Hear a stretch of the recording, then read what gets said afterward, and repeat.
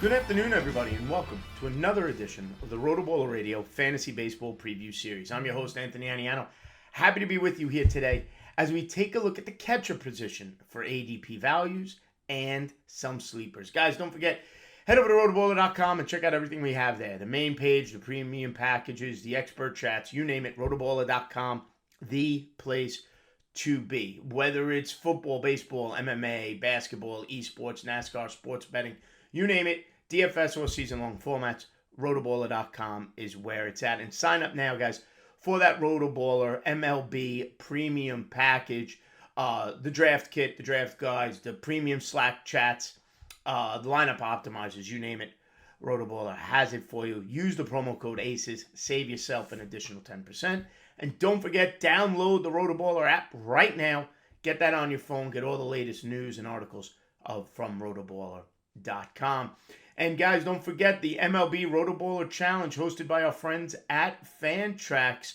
Fantrax is the most customizable free fantasy baseball platform in the industry. And that's why we're hosting our 2022 RotoBaller Challenge there. If you want the greatest fantasy experience, sign up for a free RotoBaller Challenge team today. All leagues are free to join, and you get to compete against RotoBaller writers and readers for a shot at the $500 cash grand prize. All new Fantrax users also get entered into a free giveaway to win a signed official MLB Wander Franco jersey. Go to rotoballer.com/challenge and sign up for your team today. All right, guys, we're a couple of days away from opening day. We've run through the infield. We've looked at some outfielders today. We take a look at the guys behind the plate. A position I don't overvalue at all. In fact, I probably undervalue it.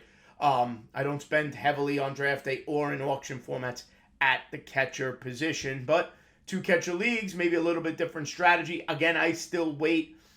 Just tell you my own strategy in a two catcher format. I try to combine stats and get one rock solid catcher, get power from one spot, maybe a decent batting average from another. I don't overinvest at the catcher position. Just a philosophy of mine.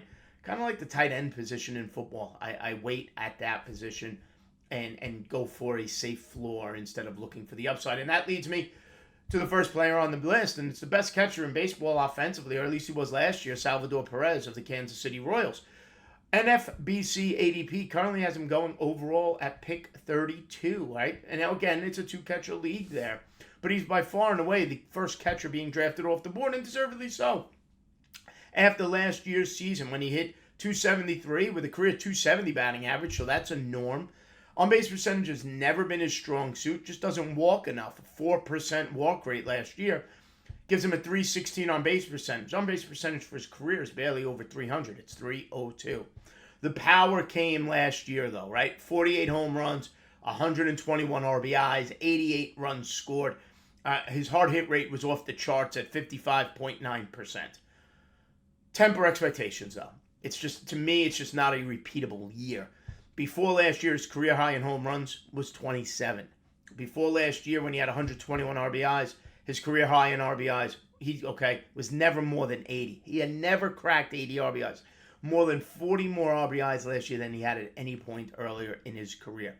That hard hit rate of 55.9% is 9% higher than his career norms, which usually sits at about 45-46%. Still good, but nothing like what he did last year, where he barreled the ball over 16% of the time. Strikeout rate remained consistent, just over 25%. Walk rate was still low, leading towards that low on-base percentage. Batting average was consistent, but the chance of losing 20 home runs and still finishing with 25, 26, 27 homers, right? 28 homers.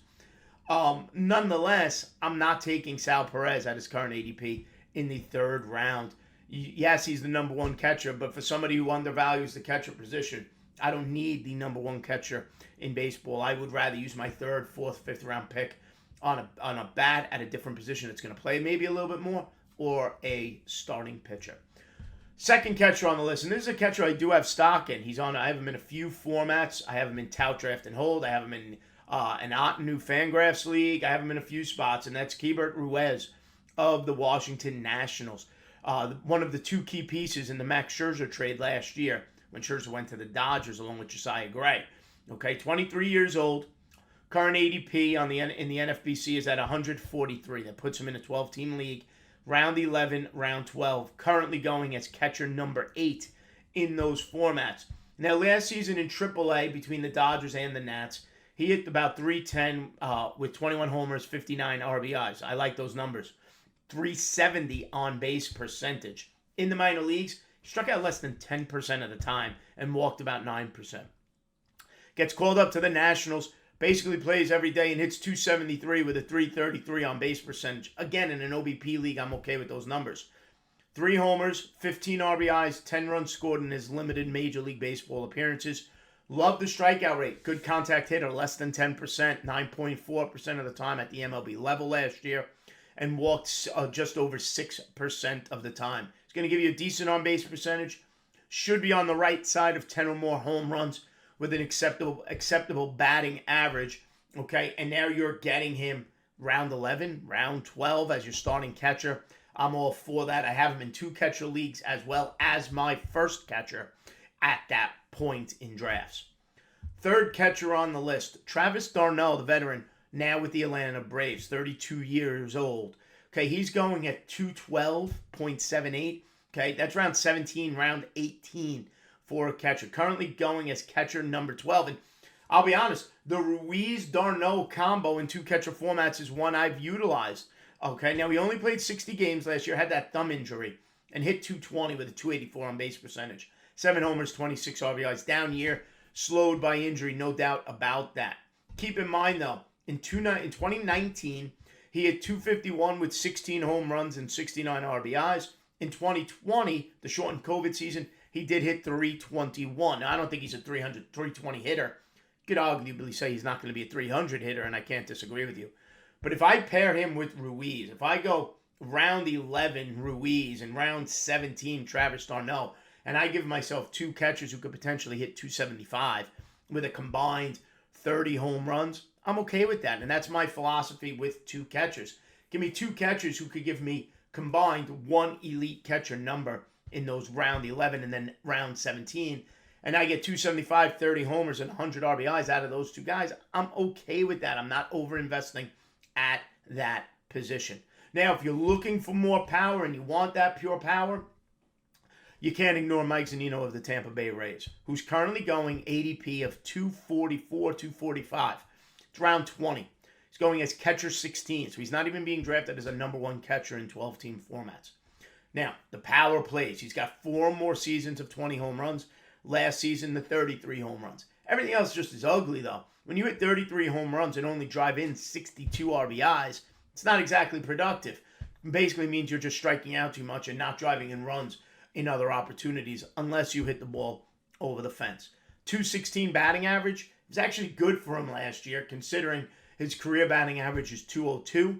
On base percentage was 301. Strikeout last year, 35% of the time. Just not my type of player. Except in a 2-catcher league, if I'm desperate for power late in a draft and I need to make it up somehow. If you have a decent batting average catcher, a Ruiz type who you feel is going to hit you that 275, you can go with Zunino and make up for the lost power with whatever catcher you have. Okay? 46.5% of the ball he hits time. 46.5% of the time he hits the ball, he does hit it hard.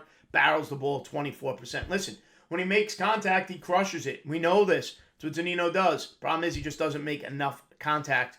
But 33 home runs does play, especially in a 2-catcher league. And finally, Omar Narvaez of the Milwaukee Brewers, 30 years old, going at 249.55 on the NFBC ADP. Few picks after Mike Zunino, going as catcher round 20, round 21, going around catcher 18. Okay, last season was a rock-solid season. In kind of, I don't want to say a part-time role, but the right side of the platoon behind the plate in Milwaukee. He hit 266. Now, he's not afraid to draw a walk, a 342 on base percentage because of that 9.2% walk rate. And that strikeout rate's exceptional, less than 19% last year. Puts the bat on the ball. 11 home runs, 49 RBIs, 54 runs scored last year. Barrels up about 5% of the time. Hard hit rate just under 26% of the time. 2019, he had a terrific season, a full season, 278 with 22 home runs and a 353 on base percentage. 2020, a complete disaster, fell off draft boards, rebounded last year, and is a usable asset now. In my Aniano auction format, my two catchers this year are Keibert Ruiz, who I got for a $3 price, and Narvaez, who I think I got for a $2 price. So I have $5 for those two catchers, all right, which I'm thrilled with. Both of them can hit 270, double-digit home runs, rock solid on-base percentage ability for both of these guys on the right side of 330, and I'm okay with that format. So again, it depends what you want. I'm seeing Sal Perez go early. I'm not doing it. We know JT Realmuto is terrific as well. Won't be on any teams of mine. I'm waiting. I'm making those round 11 moves for Ruiz, those round 17 moves for Darno. And if Narvaez is there in round 20, I'm jumping all over that as well.